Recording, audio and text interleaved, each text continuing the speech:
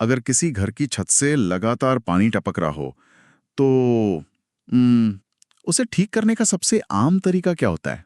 हम बस टपकते हुए पानी के नीचे एक बाल्टी रख देते हैं?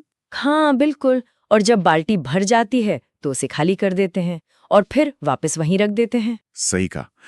और मतलब अगर गहराई से सोचा जाए तो मेडिकल साइंस में भी हमने सालों से यही तो किया है। हमने सिर्फ लक्षणों का इलाज किया है, बीमारियों को बस मैनेज किया है। हाँ मतलब हम सिर्फ बाल्टी ही खाली करते आए हैं। बिल्कुल।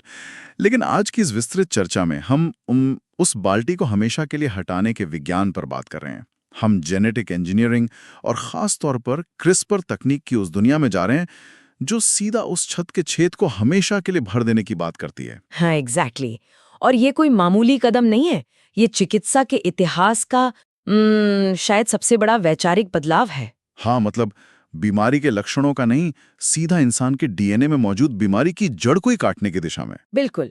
हम अब केवल बाहर से शरीर को दवा देकर किसी रिएक्शन के लिए मजबूर नहीं कर रहे हैं, बल्कि हम सीधे सोर्स कोड के अंदर जाकर उस जेनेटिक कोड को ही फिर से लिख रहे हैं। जो कि कमाल की बात है। हाँ, और आज भारत की जो नई बायो क्षेत्र पॉलिसी आई है या BSRCA 10(1) जैसी महत्वपूर्ण चिकित्सा सफलताएं हैं, ये सब साफ कर रही हैं कि जिस भविष्य की हम सिर्फ साइंस फिक्शन किताबों में कल्पना करते थे वो अब सच हो चुका है। ठीक है, तो आइए इसके हर पहलू को थोड़ा गहराई से समझते हैं। इससे पहले कि हम डीएनए में बदलाव करने की जटिलताओं पर आएं, ये समझना जरूरी है कि ये तकनीक आखिर आई कहाँ से है। हाँ, इसका इतिहास बहुत दिलचस्प है। मतलब ये शब्द क्रिस्पर सुनने में तो किसी अति आधुनिक लैब में तैयार किए गए जटिल फॉर्मूले जैसा लगता है, लेकिन जो बात मुझे सबसे ज्यादा हैरान करती है वो ये है कि ये कोई इंसानी आविष्कार तो है ही नहीं। बिल्कुल नहीं। यहाँ सबसे हैरान करने वाली बात यह है कि ये तकनीक अरबों सालों के इवोल्यूशन का परिणाम है। मूल रूप से क्रिस्पर बैक्टीरिया का एक प्राकृतिक रक्षा तंत्र है। एक सेकंड, बैक्टीरिया का रक्षा तंत्र? हाँ, मतलब ये बैक्टीरिया का अपना खुद का इम्यून सिस्टम है। ये थोड़ा अजीब लगता है। बैक्टीरिया का अपना इम्यून सिस्टम मतलब जो बैक्टीरिया इंसानों को बीमार करते हैं वे खुद भी बीमार पड़ते हैं? हाँ बिल्कुल। जिस तरह वायरस इंसानों पर हमला करते हैं वैसे ही कुछ खास वायरस बैक्टीरिया पर भी हमला करते हैं। अच्छा। हाँ, इन्हें बैक्टीरियोफेज कहा जाता है। तो होता क्या है कि जब कोई वायरस बैक्टीरिया के अंदर अपना जेनेटिक मटेरियल डालता है और अगर वो बैक्टीरिया किसी तरह उस हमले से बच जाता है तो वो बैक्टीरिया उस वायरस के डीएनए का एक छोटा सा हिस्सा काटता है। ओके। और उसे अपनी खुद की जेनेटिक मेमोरी में स्टोर कर लेता है। ये एक तरह से उस वायरस का मग शॉट खींचकर अपने रिकॉर्ड रूम में रखने जैसा है। अरे वाह। ताकि अगली बार पहचान सके। एग्जैक्टली। ताकि भविष्य में अगर वही वायरस दोबारा हमला करे तो बैक्टीरिया उसे तुरंत पहचान ले और फिर अपने एंजाइम्स भेजकर उस वायरस के डीएनए को नष्ट कर सके। तो मतलब इसी प्राकृतिक सुरक्षा प्रणाली को हमने अपने फायदे के लिए इस्तेमाल कर लिया। जी। जेनिफर डॉडना और इमैनुअल शार्पेंटियर ने जब इस प्राकृतिक तंत्र को समझा तो उन्होंने सोचा कि क्यों ना इसे इंसान के डीएनए में एडिटिंग करने वाले एक सटीक टूल में बदल दिया जाए, और इसी ऐतिहासिक खोज के लिए उन्हें नोबेल पुरस्कार भी मिला। तो बैक्टीरिया के उस रिकॉर्ड रूम से हमें आज का सबसे ताकतवर जेनेटिक औजार मिल गया। ये वाकई अद्भुत है। तो अब बात करते हैं कि ये टूल इंसान के शरीर में काम कैसे करता है। हाँ, इसके मैकेनिज्म को समझना जरूरी है। हम अक्सर क्रिस्पर कैस9 सिस्टम के बारे में सुनते हैं।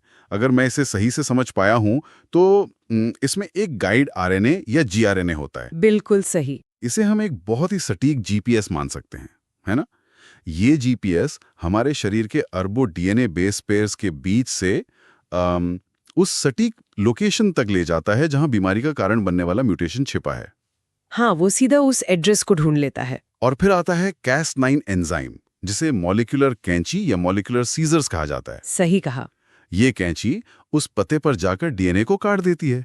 लेकिन यहाँ मेरा एक सवाल है, सिर्फ डीएनए को काट देने से बीमारी कैसे ठीक हो जाती है? ये एक बहुत ही सटीक सवाल है।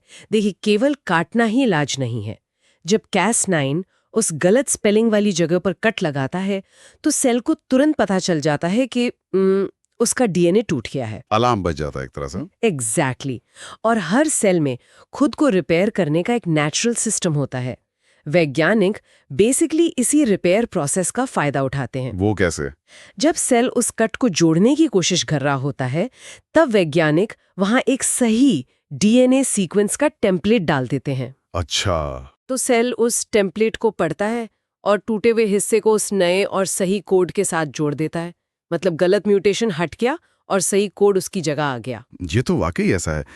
जैसे किसी किताब में से एक गलत शब्द को मिटाकर वहां सही शब्द लिख दिया जाए। बिल्कुल ऐसा ही है। तो जब हमारे पास इतनी सटीक कैंची आ ही गई है, तो हम इसका इस्तेमाल किन बीमारियों को ठीक करने के लिए कर रहे हैं? मैंने सिकल सेल डिजीज का नाम हाल ही में सबसे ज्यादा सुना है। हाँ, सिकल सेल इसका सबसे बेहतरीन और सफल उदाहरण है। ये एक जेनेटिक ब्लड डिसऑर्डर है। इसमें खून की कोशिकाओं का आकार बदल जाता है, राइट? हाँ, सामान्य तौर पर हमारी जो लाल रक्त कोशिकाएं या आरबीसी होती हैं, वो गोल और लचीली होती हैं ताकि नसों में आसानी से बह सकें। लेकिन इस बीमारी में हीमोग्लोबिन के जीन में एक बहुत छोटी सी गड़बड़ी के कारण ये कोशिकाएं सख्त हो जाती हैं और उनका आकार हंसिया या दरांती जैसा हो जाता है। बिल्कुल सिकल शेप ले लेती हैं। फिर वो नसों में फंसने लगती हैं, जिससे असहनीय दर्द होता है, अंगों को ऑक्सीजन नहीं मिल पाती और इंसान की उम्र भी बहुत कम रह जाती है। हाँ, तो दुनिया की पहली प्रमाणित क्रिस्पर थेरेपी, जिसका नाम कैसवी है, वो इसी बीमारी को जड़ से खत्म करने के लिए बनाई गई है। और अगर इसके मैकेनिज्म की बात करें तो ये सिर्फ उस खराब जीन को ठीक नहीं करता है ना। मैंने कहीं पढ़ा था कि ये शरीर को एक पुराने सोए हुए जीन को जगाने के लिए बोलता है। फीटल हीमोग्लोबिन से जुड़ा कुछ था। हाँ, ये विज्ञान की एक बहुत ही स्मार्ट रणनीति है। बेसिकली वयस्क होने पर हमारे शरीर में जो हीमोग्लोबिन बनता है, उसी में सिकल सेल का म्यूटेशन होता है। ओके। लेकिन जब इंसान अपनी माँ के गर्भ में होता है, तब वो एक अलग तरह का हीमोग्लोबिन बनाता है, जिसे फीटल हीमोग्लोबिन कहते हैं, जो एकदम स्वस्थ होता है। बिल्कुल। लेकिन जन्म के बाद एक खास जीन होता है, BCL11A, जो इस फीटल हीमोग्लोबिन को बनना बंद कर देता है। एक तरह से ब्रेक लगा देता है। एग्जैक्टली। तो कैसगेवी थेरेपी क्या करती है? वो क्रिस्पर का इस्तेमाल करके उस BCL11A जीन को ही कट करके इनएक्टिव कर देती है।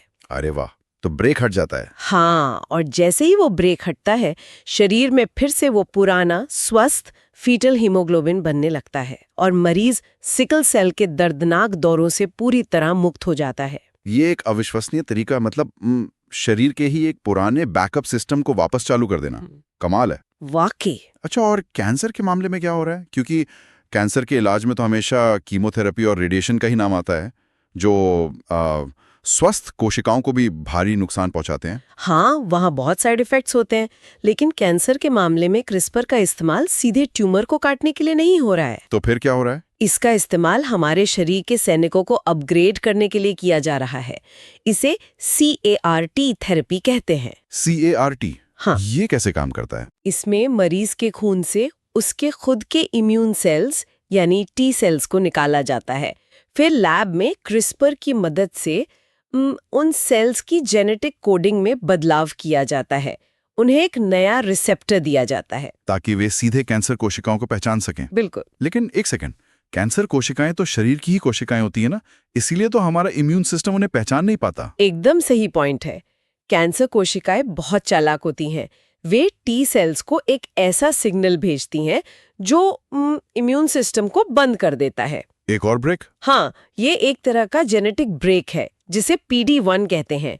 तो अब वैज्ञानिक क्रिस्पर का इस्तेमाल करके T सेल्स में मौजूद उस PD-1 ब्रेक को ही काट कर निकाल देते हैं। ओह, तो अब वो ब्रेक लगेगा ही नहीं? बिल्कुल नहीं। इसके बाद जब इन सुपरचार्ज T सेल्स को वापस मरीज के शरीर में डाला जाता है, तो वे सीधे कैंसर पर हमला करते हैं। कैंसर अब उन्हें रोक या चकमा नहीं दे पाता। यानी हमने अपने शरीर के सैनिकों को न सिर्फ दुश्मन की सटीक तस्वीर दे दी है, बल्कि उनके हथियार भी अपग्रेड कर दिए। हाँ, ये बहुत शक्तिशाली तरीका है। ये तो बहुत ही अद्भुत है। लेकिन अब बात करते हैं एक ऐसी रिसर्च की जो हाल ही में सामने आई है और जो मुझे और भी ज्यादा चुनौतीपूर्ण लगती है। Down syndrome. हाँ, ये एक बहुत बड़ा विषय है। मतलब हम जानते हैं कि डाउन सिंड्रोम किसी एक जीन की खराबी से नहीं होता है। इसमें तो पूरा एक अतिरिक्त क्रोमोसोम यानी क्रोमोसोम 21 आ जाता है। बिल्कुल। अब एक छोटे से जीन को काटना एक बात है, लेकिन एक पूरे क्रोमोसोम को हटाना, ये तो बहुत ही मुश्किल लगता है। ये वास्तव में जेनेटिक इंजीनियरिंग के सबसे बड़े लक्ष्यों में से एक है। देखिए, एक पूरे क्रोमोसोम को DNA से काट कर निकालना न केवल मुश्किल है, बल्कि सेल के लिए बहुत घातक भी हो सकता है। हाँ, सेल सर्वाइव ही नहीं करेगा। एग्जैक्टली। इसीलिए वैज्ञानिक उसे हटाने की कोशिश नहीं कर रहे हैं। वो उसे साइलेंस करने की दिशा में काम कर रहे हैं। इसे एपिजेनेटिक्स कहते हैं। क्रोमोसोम को साइलेंस करना। इसका मैकेनिज्म क्या है? इसमें भी प्रकृति ने हमें एक सुराग दिया है। हम जानते हैं कि महिलाओं में 2 एक्स क्रोमोसोम होते हैं, जबकि पुरुषों में 1 एक्स और 1 वाई होता है। हाँ। तो महिलाओं के शरीर में एक अतिरिक्त एक्स क्रोमोसोम होने के बावजूद कोई समस्या नहीं होती। ऐसा क्यों? क्यों? क्योंकि शरीर का प्राकृतिक सिस्टम एक खास आरएनए का उत्पादन करता है, जिसे एक्सिस्ट कहते हैं।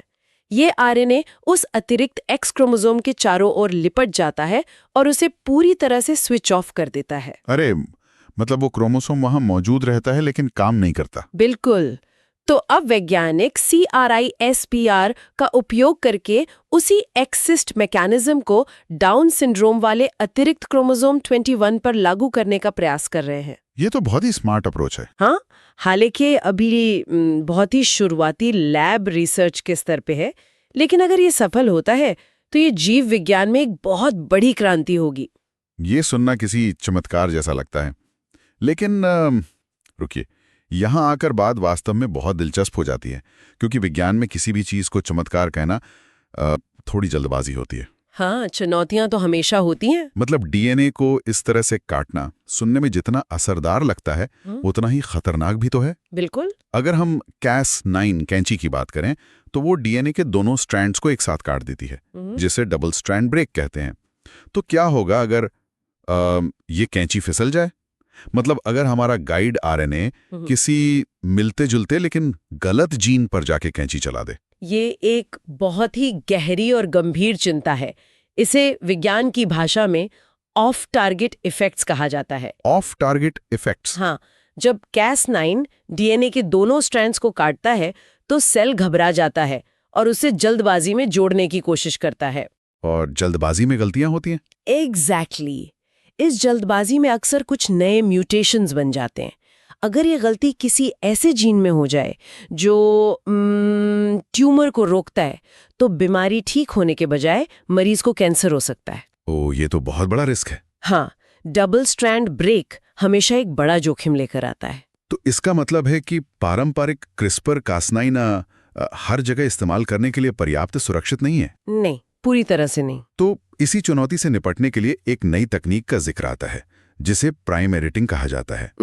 ये पारंपरिक CRISPR से कैसे अलग है? अगर हम पारंपरिक CRISPR को एक कैंची माने जो पूरे पन्ने को फाड़ देती है, तो प्राइम एडिटिंग एक कंप्यूटर के वर्ड प्रोसेसर की तरह है। Word processor? हाँ, जिसमें सर्च एंड रिप्लेस का फीचर होता है। प्राइम एडिटिंग में डीएनए के दोनों स्ट्रैंड्स को नहीं काटा जाता। तो फिर क्या होता है? इसमें Cas9 एंजाइम के एक मॉडिफाइड वर्जन का इस्तेमाल होता है, जिसे निकेज कहते हैं। ये केवल डीएनए के एक स्ट्रैंड पर एक छोटा सा चीरा लगाता है। सिर्फ एक चीरा? लेकिन फिर नया कोड कैसे लिखा जाता है? यही प्राइम एडिटिंग की खूबी है। इसके साथ एक और एंजाइम जुड़ा होता है, जिसे रिवर्स ट्रांसक्रिप्टेज कहते हैं। ओके।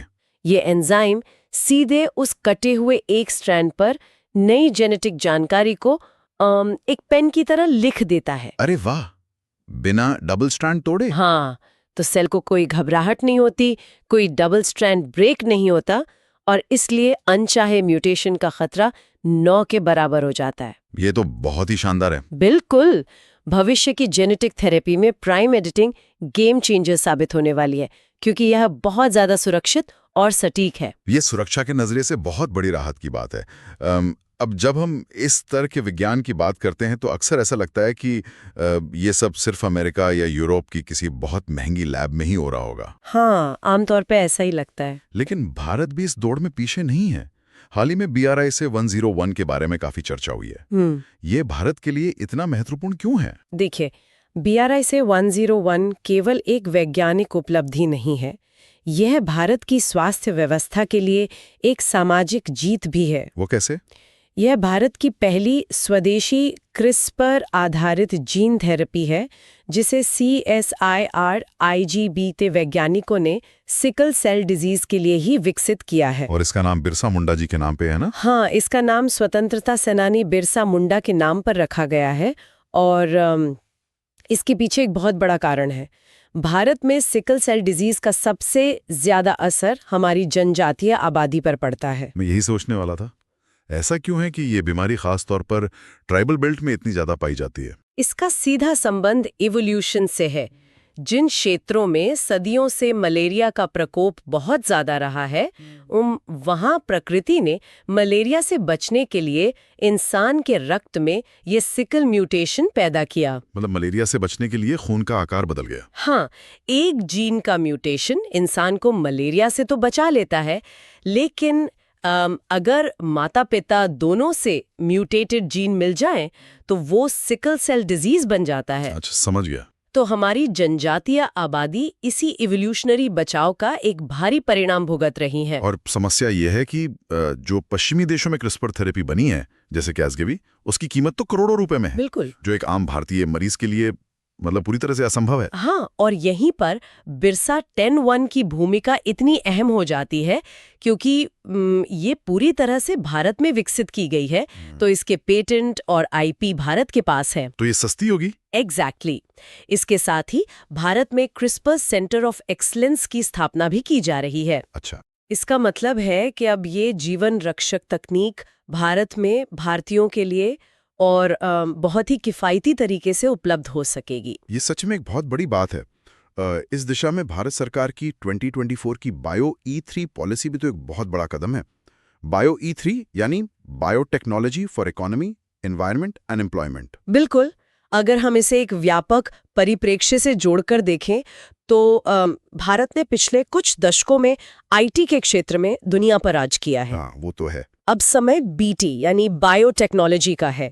बायो E3 नीति का उद्देश्य भारत को केवल विदेशी दवाओं का खरीदार नहीं, बल्कि bio manufacturing, advanced gene editing और सेल थेरेपी का ग्लोबल हब बनाना है। तो हम सिर्फ दवाएं मंगाएंगे नहीं, बल्कि खुद बनाएंगे और रिसर्च करेंगे। हाँ, ये देश में एक ऐसा ढांचा तैयार कर रही है जहां लैब में होने वाली रिसर्च सीधा अस्पतालों तक पहुंच सके और प्रिसिजन मेडिसिन हर नागरिक के लिए सुलभ हो। तो हमारे पास सुरक्षित तकनीक जैसे प्राइम एडिटिंग भी आ रही है और नीतियां जैसे बायो 3 भी बन रही हैं, जो इसे हर आम इंसान तक पहुंचाने की कोशिश कर रही हैं। हाँ, भविष्य काफी उज्जवल दिख रहा है। लेकिन हाँ, यहीं पर हमें थोड़ा रुक कर सोचना होगा, क्योंकि इतिहास गवाह है कि जब भी इंसान के हाथ में असीमित शक्ति आती है, तो बिना जिम्मेदारी के वो विनाश का कारण भी बन सकती है। ये तो है। मतलब जब हम डीएनए के उस सोर्स कोड को ही बदल सकते हैं जो जीवन तय करता है, तो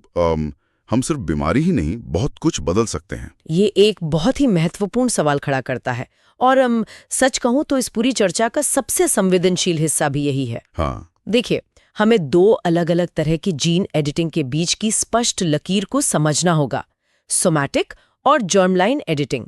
इन दोनों में बुनियादी अंतर क्या है? जो इलाज हम सिकल सेल या कैंसर के लिए कर रहे हैं, जैसे कार-टी या बिरसा 101, वो सोमैटिक एडिटिंग है। ओके। इसका मतलब है कि हम मरीज के शरीर की कुछ खास कोशिकाओं, जैसे रक्त या लिवर, के डीएनए में बदलाव करते हैं।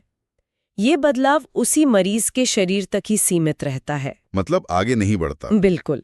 जब उस मरीज की मृत्यु होगी, तो वो जेनेटिक बदलाव भी उसके साथ ही खत्म हो जाएगा। वो बदलाव उसके होने वाले बच्चों में ट्रांसफर नहीं होगा। और जर्मलाइन एडिटिंग इसका ठीक उल्टा है। हाँ, जर्मलाइन एडिटिंग का मतलब है मानव भ्रूण, शुक्राणु या अंडे के डीएनए में बदलाव करना। अगर इस स्तर पर डीएनए में कोई बदलाव किया जाता है, तो वो स्थायी हो जाता है, हमेशा के लिए। हाँ, वो बदलाव न केवल उस बच्चे में दिखेगा, बल्कि उसके बच्चों में और फिर आने वाली हर एक पीढ़ी में हमेशा के लिए दर्ज हो जाएगा। ये तो बहुत ही डरावना है। बिल्कुल। यही कारण है कि भारत सहित दुनिया के लगभग सभी देशों में इंसानों पर जर्मलाइन एडिटिंग करने पर सख्त कानूनी और नैतिक प्रतिबंध हैं। और ये प्रतिबंध बहुत ही तार्किक भी लगता है, क्योंकि अगर हम एक भ्रूण के डीएनए में जाकर बीमारी का जीन हटा सकते हैं, तो क्या हमें कुछ और जीन डालने से कोई रोक पाएगा? यही सबसे बड़ा डर है। यहीं से डिजाइनर बेबीज की वो डरावनी अवधारणा शुरू होती है। मतलब क्या भविष्य में माता-पिता किसी क्लिनिक में जाकर एक कैटलॉग से अपने बच्चे की आंख का रंग, उसकी ऊंचाई या यहाँ तक कि उसकी बुद्धिमत्ता तय करने वाले जीन नहीं चुनेंगे? हाँ, ये विज्ञान से ज्यादा नैतिकता का सवाल है। अगर ये तकनीक व्यावसायिक रूप ले लेती है तो क्या होगा? वही तो। क्या ये तकनीक केवल उन चंद अमीर लोगों तक ही सीमित रह जाएगी जो इसे अफोर्ड कर सकते हैं? ये बहुत बड़ी सामाजिक समस्या बन सकती है। बिल्कुल।